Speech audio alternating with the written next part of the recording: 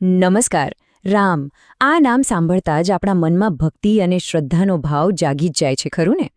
પણ શું આપણે ક્યારે વિચાર્યું છે કે આ નામ ફક્ત એક અવતાર પૂરતું સીમિત છે, કે પછી એની પાછળ કોઈ બહુ જ ઊંડું ગહન ફિલોસોફી અને કોઈ બ્રહ્માંડીય રહસ્ય પણ છુપાયેલું છે?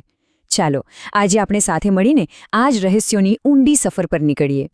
તો આપણી આખી ચર્ચાનો મુખ્ય સવાલ આ જ છે. રામ નામની રચના પાછળનું વિજ્ઞાન શું હોઈ શકે? આ એક નાનકડો શબ્દ કઈ શક્તિઓનું પ્રતીક છે? આ જ સવાલ આપણને ભક્તિની પરિચિત સપાટી પરથી જ્ઞાનના ઊંડાણમાં લઈ જશે. તો શરૂઆત કરીએ આપણા સ્ત્રોતથી. અહીં બહુ સ્પષ્ટ રીતે કહેવાયું છે કે શ્રીરામના સર્વોપરી હોવાના જે પુરાવા છે એ માત્ર પુરાણોની કથાઓમાં જ નથી, પરંતુ બીજ મંત્ર વિજ્ઞાન અને અદ્વૈત વેદાંતના સૂક્ષ્મ સિદ્ધાંતોમાં પણ ઊંડે સુધી વણાયેલા છે. આનો સીધો અર્થ એ છે કે આપણે હવે એક આધ્યાત્મિક વિજ્ઞાનની દુનિયામાં પ્રવેશ કરી રહ્યા છીએ. ચાલો તો સૌથી પહેલાં એ સમજીએ કે આ નામની રચના પાછળનું વિજ્ઞાન શું છે. અને આ સમજવું ખરેખર ખૂબ જ રસપ્રદ છે, કારણ કે આ કોઈ સામાન્ય નામ નથી, પરંતુ બે અત્યંત શક્તિશાળી મહામંત્રોના આત્માનું મિશ્રણ છે. આપણી સનાતન પરંપરામાં જુઓ તો આ બે મહામંત્રોનો દરજ્જો સૌથી ઊંચો છે. એક છે ભગવાન વિષ્ણુને સમર્પિત ઓમ નમો નારાયણાય અને બીજો છે ભગવાન શિવને સમર્પિત ઓમ નમઃ શિવાય. અને રામ નામનું આખું રહસ્ય એ આજ બે મંત્રોની અંદર છુપાયેલું છે. હવે અહીંથી વાત ખરેખર રસપ્રદ બને છે. જુઓ, વિષ્ણુ મંત્ર ઓમ નમો નારાયણાયમાંથી લેવામાં આવ્યો છે અક્ષર રા. કહેવાય છે કે આ રા જ આખા મંત્રનો જીવ છે, એનું પ્રાણ છે. વિચારો કે જો મંત્રમાંથી રા કાઢી નાખવામાં આવે તો શું બચે? નાયણ. અને નાયણનો અર્થ થાય છે એવો માર્ગ જે મોક્ષ તરફ ન લઈ જાય. એટલે કે રા વગર તો વિષ્ણુ મંત્ર જ શક્તિહીન બની જાય. બરાબર. એવી જ રીતે શિવ મંત્ર ઓમ નમઃ શિવાયમાંથી લેવામાં આવ્યો છે અક્ષર મ. અને આ મ એ આ મંત્રનો પ્રાણ છે. જો આપણે મને હટાવી દઈએ તો મંત્ર બની જાય છે ન શિવાય, જેનો અર્થ થાય છે અશુભ અથવા જે કલ્યાણકારી નથી.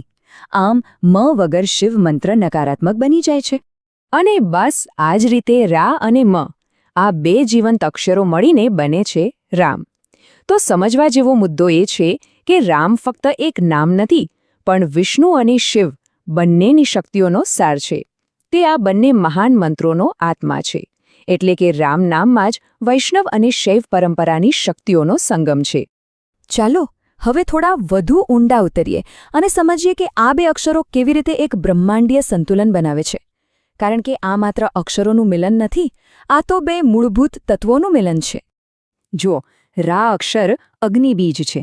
અગ્નિનું કામ શું? શુદ્ધ કરવાનું. તો રા આપણા પાપો અને કર્મોને બાળીને ભસ્મ કરી નાખે છે. એ શુદ્ધિકરણની શક્તિ છે. અને બીજી તરફ મ એ સોમ તત્વ છે. સોમ એટલે ચંદ્ર અથવા અમૃત, જે મનને શીતળતા અને શાંતિ આપે છે. એ પાલન અને પ્રેમની શક્તિ છે. આમ રામ નામમાં જ શુદ્ધિકરણની અગ્નિ અને પાલનની શીતળતા બંને શક્તિઓ એકસાથે સમાયેલી છે. અને આ જ વાત શ્રીરામને ખરેખર અદ્વિતીય બનાવે છે. સામાન્ય રીતે શક્તિના આ બે સ્વરૂપો એકદમ તેજ અને પરમ શીતળતા અલગ અલગ જોવા મળે છે. પરંતુ શ્રીરામ કદાચ એકમાત્ર એવા અવતાર છે જેમના વ્યક્તિત્વમાં અગ્નિ જેવો પ્રચંડ તેજ પણ છે અને ચંદ્ર જેવી પરમ શીતળતા પણ છે. આ એક સંપૂર્ણ પરફેક્ટ સંતુલન છે. તો હવે એક સવાલ થાય કે ભાઈ, જેની પાસે આટલી બધી પ્રચંડ શક્તિ હોય તે એનું સંચાલન કેવી રીતે કરતો હશે? અને અહીંથી આપણે શ્રીરામના ચરિત્રના સૌથી મહત્વના અને કેન્દ્રવર્તી પાસા પર આવીએ છીએ: સંયમ. મર્યાદા જ સૌથી મોટી શક્તિ છે. સ્ત્રોત મુજબ આધ્યાત્મનો આ સૌથી ગહન પાઠ છે.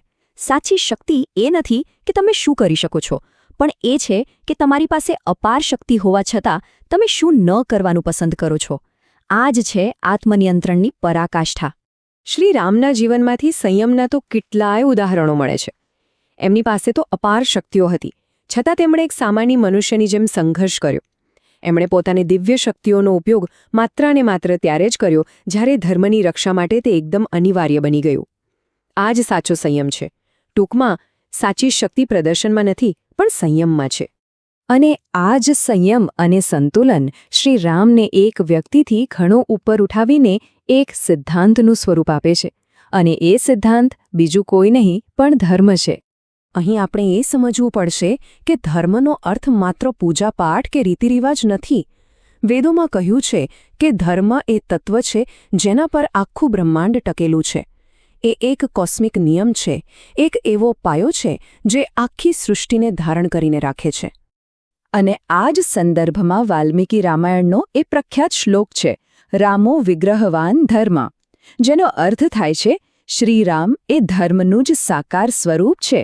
મતલબ કે તે કોઈ વ્યક્તિ નથી, પરંતુ એ સિદ્ધાંત છે જે ચાલે છે, બોલે છે અને આચરણ કરે છે. તેઓ ધર્મના જીવંત ઉદાહરણ છે. સારું, આટલું બધું સમજ્યા પછી આપણે હવે અંતિમ અને કદાચ સૌથી ગહન સત્ય તરફ આગળ વધી રહ્યા છીએ કે રામ નામનો ખરો આધ્યાત્મિક અનુભવ શું છે.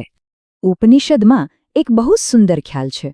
એવું કહેવાય છે કે આપણો આત્મા, આપણી ચેતના જન્મોજન્મથી ભટકી રહી છે. એને શાંતિ ક્યાં મળે? સ્ત્રોત કહે છે કે જ્યારે આ ભટકતા આત્માને એનું અંતિમ વિશ્રામ સ્થળ મળે છે, એ સ્થાનનું નામ છે રામ. રામ એ શબ્દ છે જ્યાં આપણી ચેતના આવીને સ્થિર અને શાંત થાય છે, આરામ પામે છે. અને અંતમાં આ બધી ચર્ચા આપણને એક બહુ જ મહત્વપૂર્ણ પ્રશ્ન પાસે લાવીને મૂકે છે. શું આ બધી વાતો માત્ર બૌદ્ધિક રીતે, મતલબ કે દિમાગથી જાણી લેવી પૂરતી જ છે, કે પછી આ જ્ઞાનને પોતાના જીવનમાં, પોતાની ચેતનામાં અનુભવવું પણ એટલું જ જરૂરી છે? રામ તત્વને જાણવું અને રામ તત્વમાં રમમાણ થવું, આ બે વચ્ચેનો જે ભેદ છે એને સમજવો એ જ કદાચ સાચી આધ્યાત્મિક યાત્રા છે.